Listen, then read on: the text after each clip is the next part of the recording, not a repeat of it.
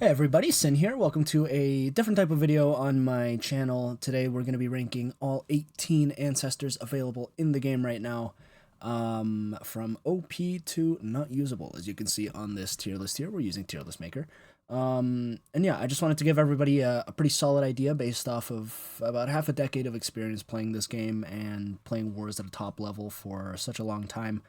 I'm not 100% correct a lot of the time, but I do have the experience to back up a lot of my rankings. So I hope that this provides some sort of value to those who are looking to build their account for top level play, or those that are looking to see what to prioritize on whenever you are spending your tickets. So yeah, OP is going to be the best of the best. These are going to be the monsters that, it's really difficult to build a team without them, or the monsters that, they're kind of very important. You see them in a lot of teams. They top the usage charts a lot. These are monsters that are staples in the meta. S are monsters that are good, but they definitely need a bit of support to function at 100%.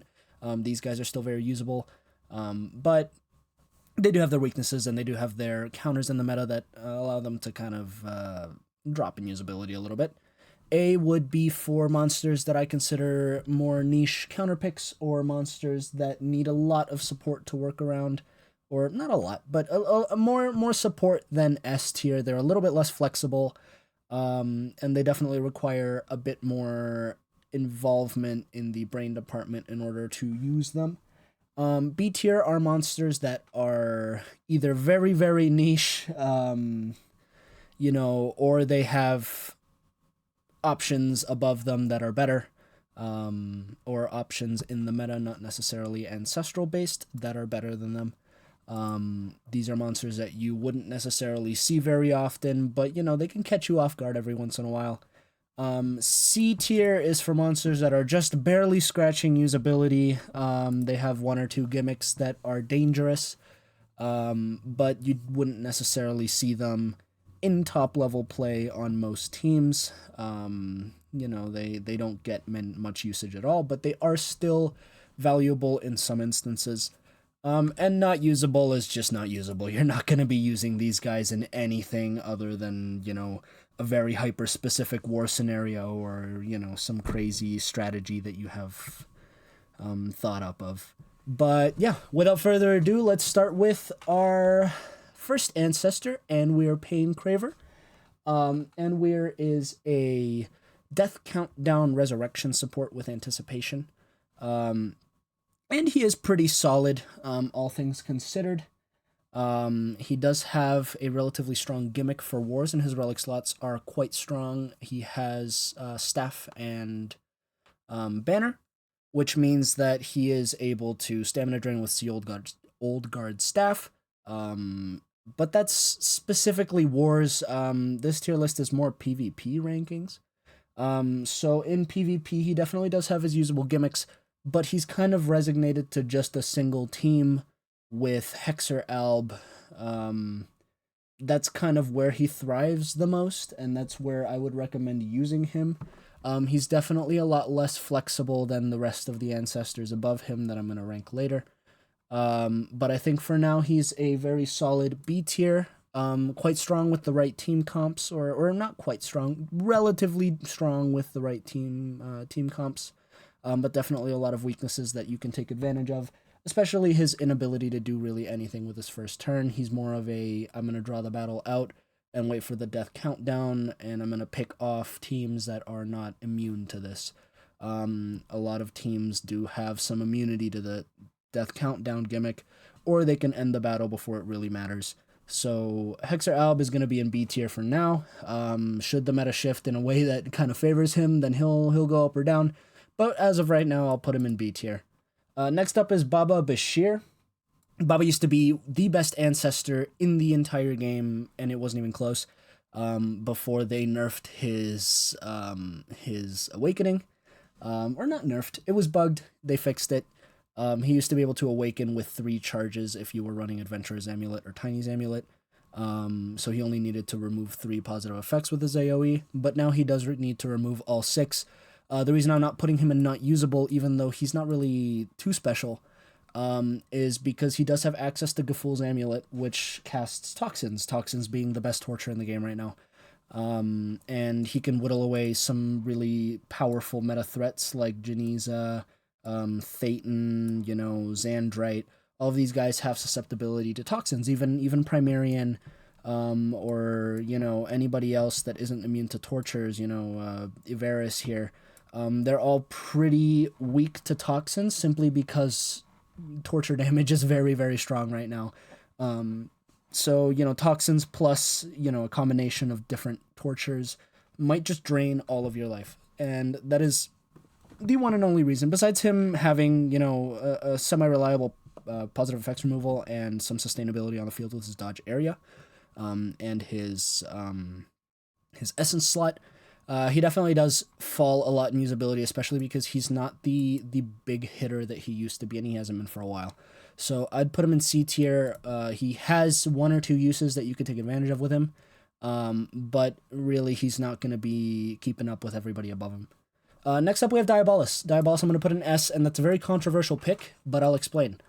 One of the biggest relics in the game right now, one of the most anti-meta relics that are being run right now is Honor Dojo Armor. What Honor Dojo Armor does is whenever the holder is hit, it casts Poison, which is a nature-based dot on a magic-based monster.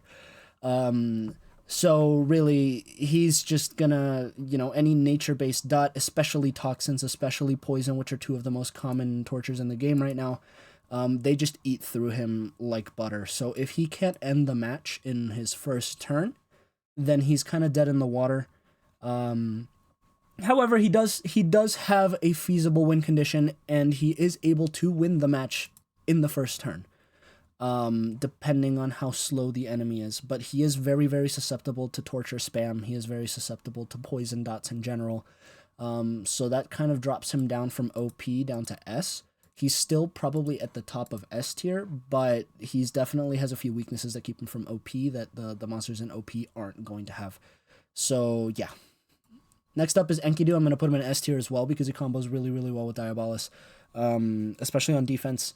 Enkidu's trait disable and his stamina draining and his armor slot, it all is very anti-meta, especially when paired with a fast denier like Diabolis. He can trait disable, and then, especially on defense teams, he can trait disable, and then Diabolis just destroys you with torture effects and denials, and you're kind of just, there's not really much you can do about that. However, like Diabolis, he has a lot of weaknesses, especially to light-based tortures, like Sunburn from Jestin, or Repentance from any sword holder or Gracial who can cast it himself. And he's just got a general susceptibility to torture effects that, kind of keeps him from going into OP, as well as his gimmick isn't overtly broken. Like, trait disable is great. It's a really, really good gimmick, and that's what puts him in S. But I don't think it is broken to the point where I can justify putting him in OP above monsters like Diabolis, above monsters that I'm going to rank later up. So I think Diabolis sits pretty in S tier. He is definitely one of the stronger monsters in the game right now, and he's definitely worthy of at least some consideration when building a defense team. I've seen some really strong defense teams running him. So yeah. Next up, we got Gracial, and this is going to be our first OP monster, and this is a very controversial pick, but let me explain again. Gracial has access to evasion spam, and he has the poison armor, Honor Dojo armor slot, and he has sword. That means that he can cast dots if he really wants to. He can regen stamina, he can deal damage, he can heal with his sword relic. The sword relic is very, very versatile. The Honor Dojo armor is a very, very anti-meta pick, especially against monsters like Jenea. And his evasion spam is really, really tricky to deal with. Not a lot of monsters can deal with that. Diabolis gets walled out by that. I think, who else? Jestin gets walled out by that. Jenea, if you're not running her correctly, gets walled out by that. Primion as well.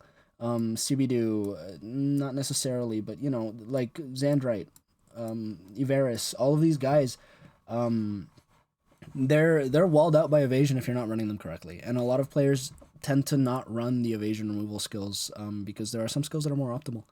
I know Jenea does run her positive effects removal and her evasion, so that's probably going to be the biggest counter, but even then, a Diabolis versus Jenea match is going to go Jenea does whatever the fuck she wants, and then hits into Gracial, he activates poison armor, and all of a sudden 60, 70, 80, 100% of her life is gone.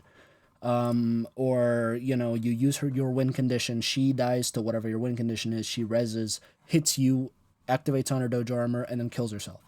So, you know, with the combination of him being unbelievably resilient with his torture immunity and control immunity, and also he has some of the best relic slots out right now, paired with, you know, evasion spam, which is unbelievably tricky to deal with. And you know, monsters like Primarian, Thon, you know, all of the guys, Skibidi, Iverys, all of the guys that can deal with that evasion are going to be probably run on attack. They're typically attack team monsters. So you're not going to be seeing much of that on defense. And, you know, with Gracial also being an attack team monster, it makes it very, very easy for you to just wall out entire team comps with just one evasion. So yeah, I think all of that combos very, very well with his percent removal skills. He doesn't need to run any strength to function as an attacker, which is really good because he can fulfill the role of a support, and then he can also fulfill the role of a secondary attacker that deals insane amounts of damage. Damage plus a 40% life removal skill is going to knock you down quite a few health points. You know, it can take out, you know, between 50-60% of your health in one hit from his single target. Or his AoEs, you know, he has an AoE 35% removal skill, which also deals pretty crazy amount of damage, especially when paired with, you know, a secondary win condition that can deal pretty substantial amounts of damage. You know, Justin, Primarian, Iverys even. He pairs really well with Iverys. He's just a very versatile monster. I think the most versatile monster in the game. He can kind of do everything except for denying. And especially when he awakens, he becomes a really, really strong tank. But that's kind of a secondary bonus. Standalone, he's just really good. You know, you don't need to rely on your Megaton. You can just run him with team speeds, you can run him with speeds, and he will do a really good job of walling out everything that you need to wall out. So for that, I'm going to put him in OP. He is proven to be a really, really important staple in the PvP meta right now. So yeah, OP.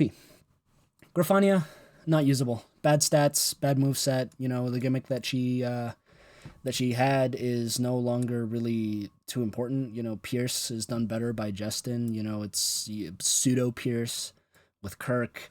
Fuck it, even Tyr does Pierce a little better than her. So yeah, you know, Iverys with his cold blood.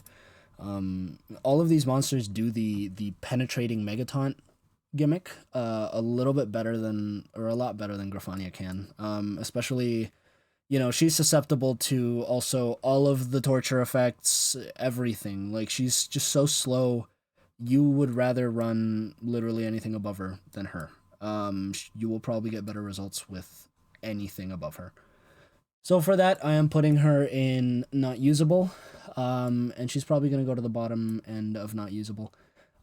Just and Justice next. I'm going to put him in S tier, right in front of Enkidu.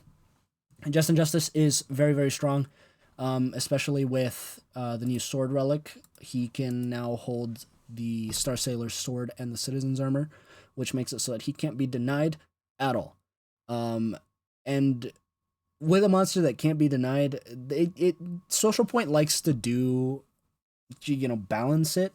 If a monster is really tough to deny, he's going to be tough or weak to torture effects. But if a monster is weak to torture effects, he's going to be tough to deny. Justin has no such weakness. He's very similar to Gracial in that way. Their kits, their kits are very, very similar in that sense, where they are pretty unstoppable monsters. You can't really do much to stop him from hitting if he's built right. And because of the ridiculous amount of damage that he does and the extra turning, you know, the damage boost into double damage into single target light, he's going to be killing you with no strength runes. You can run him with team speeds, and that's kind of the build that people are running him with now. You can run him with team speeds and you'll be fine. You will be killing things just as well as if you were running him with one strength. So yeah, especially with his, you know, his light weakness. You can even run his own sword and Honor Dojo armor to deal with Jenea. Preferably, you would run the Star Sailors and the Citizens. I think that's probably the best build for him right now. But you know, he's very versatile. He can do a lot of things, and his ultimate attack is very, very scary. So I think Justin is very well deserving of S tier, and it's tough for me to put him in OP. He definitely has a very, very glaring weakness to Death Countdown and just any negative effect in general. Especially those sure hit negative effects like Genea's Status Caster, um, Iverys is I think he has no, it's I think you have some sort of status caster negative. Any status caster negative he's kind of susceptible to. Pact is also a big issue for Justin if you're not running him correctly, or if you have, a team that can't deal with death countdown like that. It's really tough to run him without some pretty substantial investment in, building a team centered around him. I see him used a lot with Primion. I see him used a lot with King Atom and Jenea. But he's definitely up there. I don't know if him or Diabolis is better. I feel like they have similar weaknesses, so I'd say they're pretty equivalent right now. So yeah, I'd put him above Enkidu, but I don't know. These two are very interchangeable, so it's kind of just opinion based at that point. So yeah, that's Justin. Next up, we have Kellor. Kellor, as much as it pains me to say, because he is really, really good in wars, he's not usable in PvP, unfortunately. His stats are outdated. He just doesn't hit very hard. He takes a while to set up his awakening conditions. And with a monster that doesn't have any substantial gimmicks like Justin with his super damage, Enki with his trait disable, all of these guys up here, if you don't have any substantial dangerous gimmick right off the bat, then you need to be able to awaken quickly, and that's not something that he can do. That paired with him being susceptible to dark damage in Iverys, all of the dark damage swords. He's also susceptible to any negative effect. He's susceptible to tortures. It's just, and his status caster doesn't even cast on the first turn anymore after the nerf. So it's not like he can function as a taunt tank, which is, something that I would give him the benefit of the doubt for and would normally put him in C, but now he's just an open team slot until he gets a turn to set up his taunt. So there's really no point in running this guy when you have, a monster that can function as a beat stick. You have better monsters that can function as beat sticks. Fuck it, use Graphia over him. She at least has Pierce, and, that Essence slot will help her survive. Justin is the best beat stick in the game right now. Fucking Kirk does his job better. He's not really a good tank because he doesn't have that taunt trait. He has to set it up. And by the time he is able to start setting things up, he probably has a nanovirus from Primion set on him. So it's not like he's going to be able to get his taunt up. So Kellor is going into not usable. And yeah. Okay, now we have Kirk Moonwalker, who's a pretty weird case. And in theory, he should be good to counter Justin, but really, at this point in time, countering only Justin is only going to get you so far. Because you have, again, monsters like Gracial, you have monsters like Diabolis, you have monsters like Enidu who can just disable you, who can have their way with you, especially if you're just a raw damage dealer at your core like Kirk. There's not really much use for you. You don't do as much damage as Justin. You don't do as much damage as Diabolis. You don't do as much damage as Gracial. The only really notable thing that you have is just a hard counter to Justin, and that's it. And when Justin is surrounded by teammates who can have their way with you, it's not really too effective to just be there to counter Justin.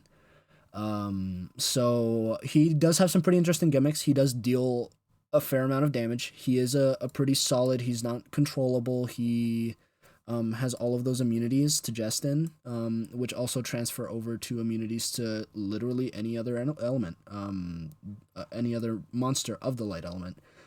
Gracial can't do damage with him with his sword slot. Justin can't do damage in general. Sunburn isn't going to really do much to him. because he just counters it. And I think that in itself puts him above Baba, but I don't think it puts him into A tier. I think he is usable with the right team comp under the right conditions. But he is definitely a very niche pick that honestly I wouldn't really consider for top of the line super duper high level play, unless you can find something that is interesting that I haven't really seen. Okay, so we have the new ancestor Lenaeus up next. Lenaeus is a strange case because yesterday or this morning it was leaked that he was going to get a rework and he was going to be a Megaton trait monster. Right now, as of right now, he's not usable, and I believe he is the worst ancestor in the game. But with his rework, there is a very high chance that he could be between OP and S. Right now, the meta is missing Megaton. That means that Genea can run rampant. Fucking Primion can run rampant. Anybody with a dangerous status caster can run rampant. And his existence as a Megataunt would immediately buff Gracial, and would make him a lot better. He has a crazy awakening condition, which is you awaken and you get, whenever you get denied twice, that is a hard counter to Primion. Primion being a really, really strong monster in the meta right now. And I'm going to put him on OP, like, right away. But, Lenaeus with Megataunt would be a hard counter to Primion, because what does Primion normally do against a Megataunt like King Adam? You use your baby reversion on the Adam, and then you go after whoever's behind that tank.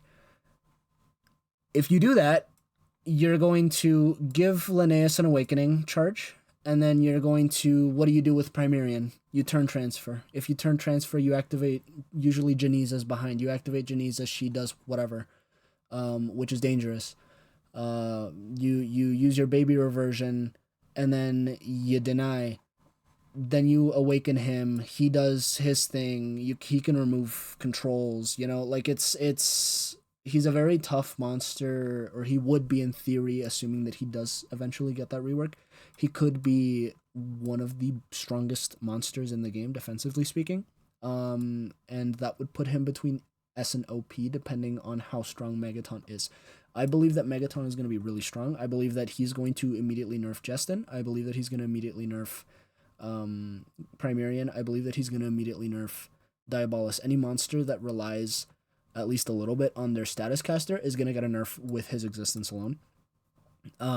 So I can totally see Justin going down to A after his if his rework does end up passing.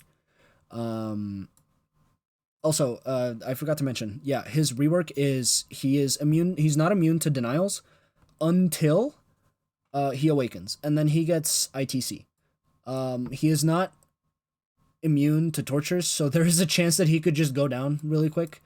But with these tanks, it's really tough to tell. Sometimes they have just a lot of staying power, so we would have to see how well he does. But he could be anywhere from OP to S, or I could just be totally wrong and he lands in A or B. But seeing as how King Adam is a very, very important monster in the meta right now, I wouldn't be surprised if he went into OP. But right now, as he is right now, where he doesn't have anything useful until he awakens, he's just not usable at all. It's just a raw damage dealer a la Kellor, except Kellor can actually eat dots for breakfast. He does not. So I would honestly pick Kellor over him at this point. At least he can stay on the field for a bit longer with his essence and with his dot immunity, or dot resistance, I guess. Okay, A tier. Not A tier. Genea, not A tier. S tier. Genea is very, very strong defensively speaking. She is phenomenal. The best anticipator that we have in the game right now. Her negative effects are always a gamble, and it's always really difficult to deal with her. She also has access to Essence, Genea's Essence being one of the best relics in the game at this point. And she also has Adderlast Trap, which is, again, one of the best relics in the game at this point. She also has access to stamina regeneration if you don't want to play that game with tortures, or if you have another toxins caster. But she has a lot of really dangerous tools. Hell, you could even put Volcanic Strap on her to bait people into having her anticipation, and then, or having her activate her anticipation, and then having her cast a bunch of tortures with Volcanic's Trap. So, you know, she definitely has a lot of tools to her advantage. The only downside is that, one, the status caster nerf hit her really hard. Two, the prevalence of toxins is a really big weakness for her. Almost to the point where I want to put her in S, but I think her offensive power kind of balances that out. She is a mini nuclear bomb if you let her do her thing. But she does have her counters. She does have a very prevalent counter in toxins. She does have a prevalent counter in Honor Dojo armor. So I think that's what keeps her from OP, and that's what puts her kind of near the bottom of S. I would put her maybe in front of Enkidu here. But again, I think these two are interchangeable. So yeah, these four, I can't really rank them. I think you can make an argument for either or any of these. Next up, I did want to talk about Primion. I did forget to talk about him because I put him up there right away. But Primion is the second monster in OP, and is just one of the only two monsters that I really consider overpowered. Primion right now, without the Lenaeus buff, is able to just absolutely tear through teams. He has one of the most versatile denier kits I've seen on a monster in a long time. I think the last time I saw something this versatile and this good was on Lindworm, and he just does Lindworm's job better. He has access to turn transfer. He has access to an extra turn baby reversion to deal with annoying tanks. He has access to rare denials like baby reversion or time stop, which don't have any immunities besides immunity to control. He has cooldown activation for monsters that are immune to control. He has skill mirrors for monsters that specialize in extra turns, or hell, if you just want a defensive monster, skill mirror, you have that. The only weakness that I see in Primion is that he's very, very susceptible to stamina drain. So monsters like Anir who are faster, or monsters like, you know, Skibidi here, or Enkidu here, Skibidi. Monsters like Enkidu here, can run Sea Old Guard Staff and just drain him, and he can't really do anything with his first turn unless you run, you know, a suboptimal essence, because you're not going to get rid of that. He does have amulet and essence as his relics, but you're not going to get rid of that amulet. It's far too strong. You know, toxins is just way too strong to really sacrifice. So the only real way that Primion is going to be getting around just, you know, a first turn stamina drain that kind of puts a wrench in your strategy is to run him with Rune Guard and have him outspeed these guys. Because he's not really capable unless you run him with team stamina runes, or not team stamina runes, with stamina mutants. You know, he is very susceptible to stamina drain. That's the only thing that I really have against him, but other than that, he is amazing. He enables so many old monsters. He enables so many new monsters. Again, like I said earlier, he pairs really well with Justin. So I think regardless of anything, he is probably the most easy monster to build a team around. And I think he just fits into most teams pretty flawlessly. Yeah, the only thing I would have against him would be his weakness to stamina drain, unless you're running a suboptimal essence slot. So yeah, that is OP tier. Again, these two are interchangeable. I personally prefer Gracial. He fits better into my playstyle, but I know people that prefer Primion. He's more of an offensive-minded monster, but I like my attack teams to be more defensively minded. So really, these two could be very interchangeable depending on, you know, what your playstyle is. So I'll put Primion in top 1. I think he's the best monster in the game, but that's just me. You try them out. You make your own opinion on this. Next up, we have Rober Oldenshield. Fucking trash. The one thing that he has over Lenaeus is that he can just very spontaneously awaken. And he can just proc a Megaton right away. Lenaeus has to rely on the enemy running denials, and if the enemy's running denials, then that means that you are still denied on the first turn. So if you face up against a Primion, a Diabolis, fuck it, even a Thetan, like any fast denier, my boy here is gonna just eat it. He's going to get denied. He's going to still go last in the turn order, and his allies are still going to get denied. So there's, at least with Rober, as soon as you get touched, because he was made so long ago, and because he was made with the old stats in mind, it takes fucking nothing to awaken him. He needs to eat through, I think it's like 500,000 points in shield. That's nothing. So you can very feasibly just get touched, awaken, and then protect your entire team.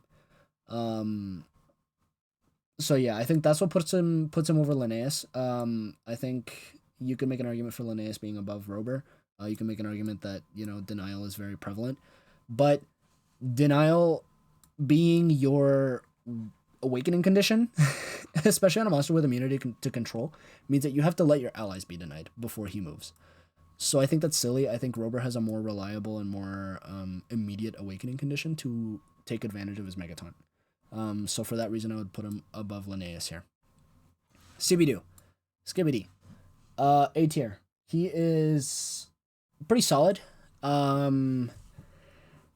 Yeah, he just has a lot in his kit. His awakening is very underwhelming, and I wouldn't even bother trying to build around that. But he does have some pretty solid stuff in his kit. Dodge area is always good to have. It's very good defensively. He has a lot of torture spam.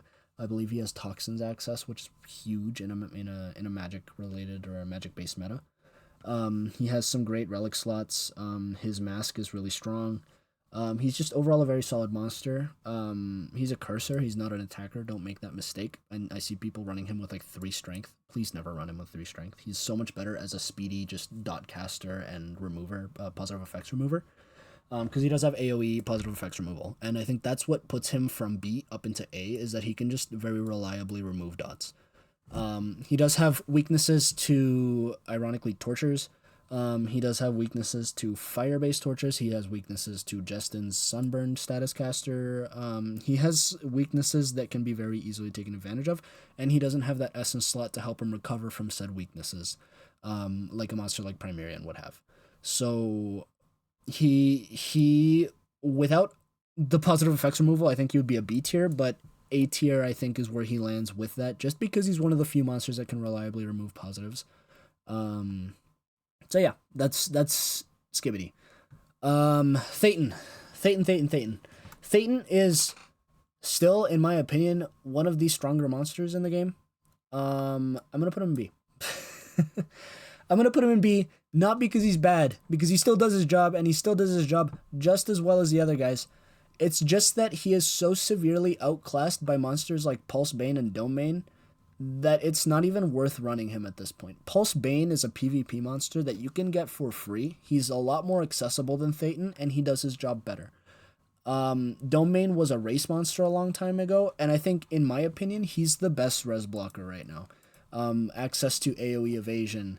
I believe he has denials. Like, he has some pretty solid relic slots. Domain and Pulse Bane are just leagues ahead in both stats and moveset utility-wise, that Thetan's not really worth running. So, even though he's pretty good, and he is still viable, and I still do see him, I think he lands in beer simply because other monsters do his job better. That's not to say that you can't run him with a team like this and he won't be effective, or you can't run him with, you know, a team like this and he'll be effective. But, you know, when another monster does your job better, there's no reason for you to be used. And I think the meta is going to start shifting towards those new res blockers rather than Thetan, simply because they can do a lot more with a lot less. So, regardless of all the gimmicks, I think he still lands in B. I think he is top of B tier. And I think Anir is bottom of B tier here. But, yeah, he's still viable. Definitely, if you have him, run him. If you don't have any other options for res block and you need a res blocker, run him. But if you have Domain Pulse Bane, they're just better. Run them. B tier. Tier Stormbringer. I fucking hate this guy. I really hate him. And I don't think he's usable. I've seen people argue that he has a very easy awakening condition when paired with monsters like Diabolis, Primion, you know, any of these torture spammers. But is he ever gonna really take advantage of that? Like, what's he gonna do when he awakens? How, like, what are you gonna do? He's gonna, at that point, because of his stats being so low, he's just gonna eat a bunch of tortures and he's gonna get his life drained in a single cycle. Like, you have monsters like Diabolis who can kill you by just existing on the field. You have monsters like fucking Primerian here who can just, again, kill you by just existing on the field. Jenea can kill you by just existing on the field. Fucking Gracial walls him almost completely because his fucking main gimmick, his Pierce plus Torture Explosion, doesn't actually work like it's supposed to. He's not going to be hitting Baba because dodge area, like his Pierce doesn't hit dodge area for some reason. It's bugged. He's not going to be hitting Skibidi. He's not going to be hitting Gracial with his Pierce, so he's just going to be walled out by Pierce, or by evasion, because his Pierce doesn't actually do anything to a monster that's immune to tortures. He's not going to be touching Justin. He's God, I just so badly want to put him at the fucking bottom of unusable, but I know that I'm going to get shit on for doing that. I genuinely think he is worse than Rober. I think he fits, like, right here. But, you know, I do see the merit in having, especially in lower leagues, in having a monster that can easily awaken that also has a virtue, not a virtue, an ultimate that does, I think it's like positive effects removal plus trait disable. That's the only reason I would even think to put him at the top of not usable. But if it were up to me, I'd put him below Rober, right in front of Lenaeus. But, you know, to appease the masses, I'm going to put him at the top of not usable. I just don't believe that. I don't think so. But, you know, it's just how it is. Xandrite. We love Xandrite. Xandrite is very good. But he has a few weaknesses. He has a weakness to Primerion. Primerion is very fast. He has nanovirus. He has toxins. He can outspeed Xandrite. Xandrites usually are run relatively close in speed to Justin. Justin seems to be the ideal partner. I don't like that. I really don't see these two synergizing, especially because Xandrite has the possibility of casting Phantom on your Justin, which just ruins your whole win condition. I see these two as standalone monsters that shouldn't be paired together. I know everybody's like, oh yeah, Xandrite's like the best Justin partner. I don't believe that. I think Primerion is the best Justin partner. I think Xandrite is not. Still very good, still adds a lot of RNG to a defense team, but unfortunately I think nowadays RNG, at least in the positive effect side, isn't quite as dangerous as RNG from the negative effect side. You know, he has the possibility of casting like a Pierce, an immune to torture or whatever, but you know, you have monsters that can deal with that. Gracial is really good at just defending your team until those status casters wear off. Primarion's good at stopping the enemy just in general. You know, there are ways to counter that. And he's also unbelievably weak to toxins and to nightmares, two of which, those two are very, very common torture effects. He's weak to the obscure sword damage because it's dark damage. He's going to always be weak to Justin because everything's weak to Justin. He's going to be weak to Diabolis. If Diabolis just goes in front of him and possesses him, all of a sudden you get a free status caster positive. And a fucking damage boost. I think he could very feasibly be in S tier, and I wouldn't be complaining, but I think honestly he's a little bit overrated, and I think I'd put him in A tier. I know he has negative effects removal, I know he has all these neat little things, but I think the uncertainty of his status caster only means that he's only good on defense. At least he's only reliable on defense. As soon as you start putting him on offense teams, you run the risk of running something that, like on Justin, you risk you risk running Phantom or rolling Phantom on Justin and not being able to push your win condition forward. And I think that alone puts him in A tier. He is pretty good on defense, but I think he's a bit unreliable on offense. I know the chance is small, but the chance is still there. So Yeah. And last but not least, we have Iverys. Iverys is going to be an A tier. Iverys lacks in stats. I think he is middle of A tier, by the way. I think Iverys lacks in stats. He lacks in reliable relic slots. I think his stamina drain weakness is very, very prevalent, especially on a monster that's usually run with team speeds. And I think that I just don't see the big draw when compared to the rest of these guys. I know his revival gimmick is really strong. I know his awakening is really, really strong, and I think he is definitely more suited to be a war monster than a PvP monster. Don't get me wrong, he's still good and he can still be usable on teams that are built around him. But I think it takes some heavy investing to have him reach a level where he can compete up here. He does have some neat tricks in his torture removal, which is really valuable. I know I used to run a set with Iverys, Diabolis, and then I think it was Justin or Enidu. Or it might have been Gracial, I can't remember. But he used to be a linchpin on my team. He used to be the anchor of my team who would remove remove tortures so that these two could hit unhindered. Or him and him could hit unhindered, or him and him could hit unhindered. But being weak to tortures himself, especially with faster monsters around like Primion, it's pretty tough for him to get going nowadays, especially with his nanovirus status caster. It's a hard counter to Iverys, especially with toxins on top of that. Not only does it stop his main gimmick, but it also just drains half his life in a single tick, which I think is a little ridiculous. So I think he's just started receiving a lot of counters. And I think that's kind of what put him from S tier, because I used to think that he was S tier because he was pretty good. But I think right now he's lost a lot of the stuff that made him good, especially after Primarian release. So yeah, that is my tier list. Please feel free to let me know if you disagree, agree, give me your thoughts. I'd love to have a discussion in the comment section. I find this really fun. So yeah, I think that's going to be it. I hope you learned something. I hope that you are able to make your own opinion. This is obviously my opinion. Obviously, you may have a set that works better with Xandr. You could make arguments for monsters in higher tiers or lower tiers. Please, feel free to let me know in the comments what you think.